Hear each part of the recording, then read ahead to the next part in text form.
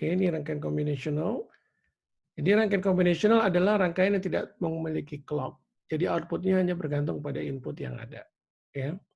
Meskipun pada secara sistem, ya rangkaian itu selalu sequential, jadi di outputnya nanti disampling dari clock, dan inputnya juga disampling oleh flip-flop, dan inputnya juga data yang berasal dari flip-flop. Nah, kita fokus bagaimana kita mendesain rangkaian combinational yang ada di sini. Nah, untuk bikin rangkaian combinational, sebenarnya ada banyak. Tapi yang paling efektif itu ada 3 ini. Ya, yang pertama adalah kita sebut continuous assignment. Terus yang kedua adalah procedural assignment. Dan yang ketiga adalah structural gate.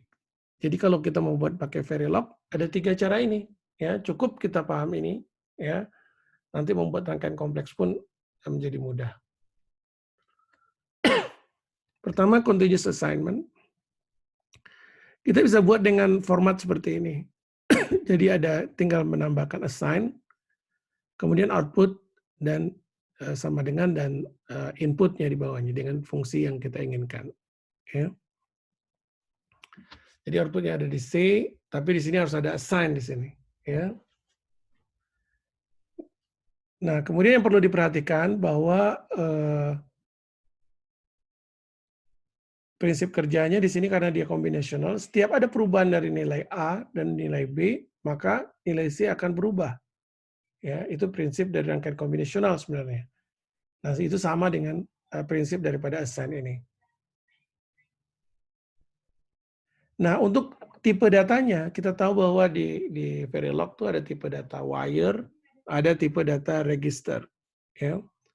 Nah, untuk inputnya, itu kita menggunakan wire, atau dia juga sebagai outputnya kita harus wire, karena dia tidak menyimpan informasi. Ya, jadi tidak ada sifat memori, maka yang outputnya harus wire. Sementara inputnya bisa saja wire ataupun register. Nah, ini contoh kita membuat fungsi logika seperti ini. Ya. Nah, ini kita dengan mudah membuat assign Q sebagai output di sini, kemudian A or B, ya. Kemudian karena ada inverter, kita not dengan childer operation di sini. Ya. Jadi sangat mudah. Kemudian ini agak sedikit kompleks. Nah, ini kita bisa pecah. Di bagian yang kiri dulu, A1. Kemudian bagian 2 yang IQ. Yang A1 itu adalah perjumlahan daripada M1 plus M2. Kemudian yang IQ ada penjumlahan A2 dengan A1. Karena di combinational, sebenarnya baris yang pertama ini, A1, dan baris yang kedua AQ, ya, itu adalah dieksekusi secara paralel. Jadi tidak sequential execution. Jadi ini bedanya dengan bahasa C. Kalau bahasa C dia dieksekusinya sequential, jadi berurutan. Kalau di Verilog dia dieksekusi secara bersamaan atau concurrent. Ya. Nah, ini kan prinsipnya sama seperti rangkaian combinational. Ya, itu semua bekerja secara paralel. Nah, kita bisa buat juga seperti ini, ada Q1, kita lihat buat fungsi logikanya, Q2, kita buat fungsi logikanya juga. Meskipun inputnya ini dipakai sharing, ini tidak masalah. Asal jangan, nggak boleh itu adalah satu output diassign oleh 2 fungsi. Kalau di Verilog itu nggak boleh. Ya. Karena yang pertama dan yang kedua itu diskusi bersamaan. Ya. Berbeda dengan bahasa C. Kalau bahasa C boleh di atasnya Q1, di bawahnya Q1 lagi, nggak masalah. Karena dia yang pertama dulu dieksekusi, kemudian yang berikutnya dieksekusi.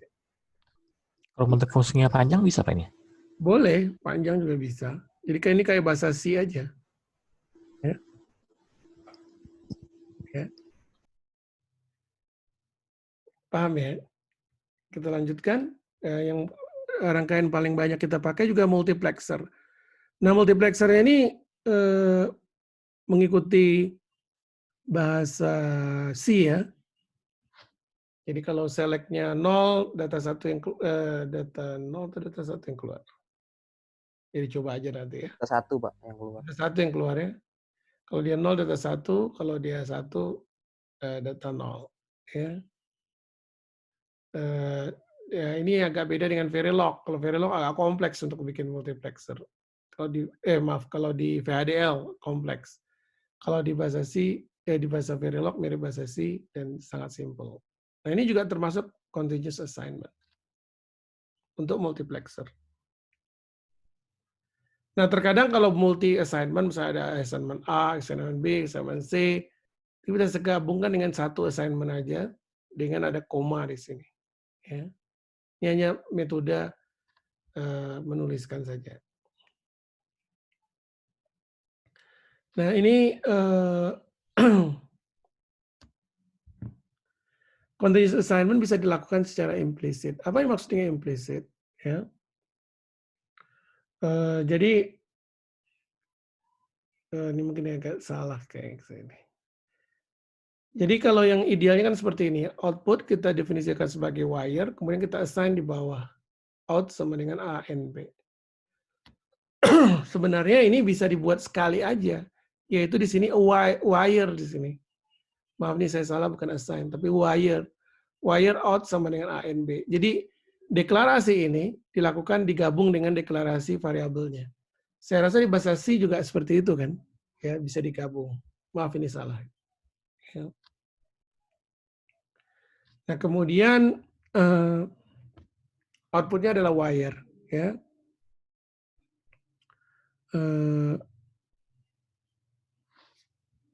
Nah ini kita bisa melakukan concatenated.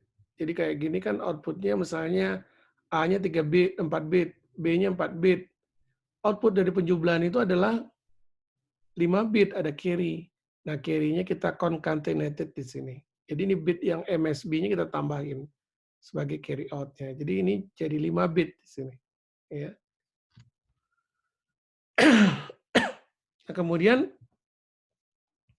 oke, itu yang kita sebut dengan continuous assignment. Membuat combinational dengan sintaks assign.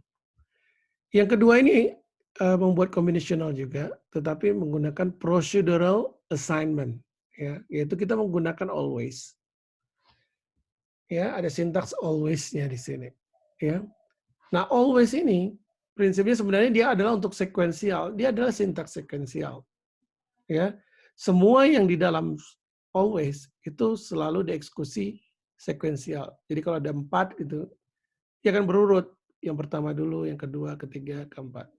Nah, always ini bisa kita pakai juga tapi untuk combinational, tapi kita nggak ada clock-nya. Ciri khasnya adalah di sini bahwa semua inputnya itu harus dijadikan sensitivity list. Kita sebutnya ini sensitivity list. Ya. List yang ada di always. Nah, di always ini kan intinya always itu, dia akan dieksekusi kalau salah satu data yang ada di sini berubah. Jadi kalau A-nya berubah, ini dieksekusi. Kalau B-nya berubah, ini dieksekusi. Karena prinsipnya seperti itu, makanya dia bisa dipakai untuk combinational juga. Nah pertanyaannya, kenapa kita nggak pakai yang assign aja kok butuh yang always juga gitu? Kenapa kira-kira?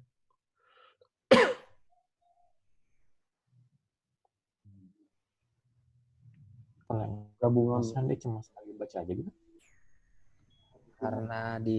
Karena di always ada proses yang tidak bisa dideskripsikan pakai assign, Pak. Jadi emang harus sekuensial deskripsikan.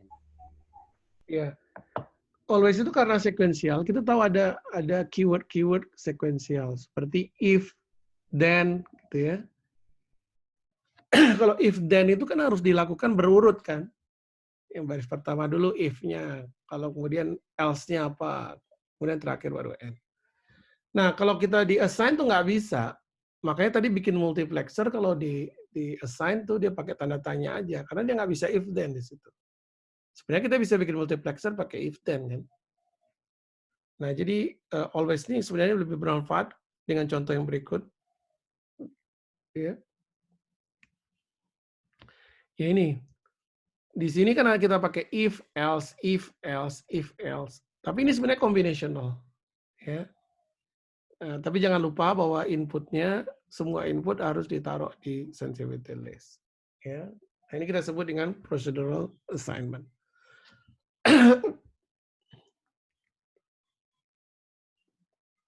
Nah, ini yang terakhir. Terakhir adalah structural gate.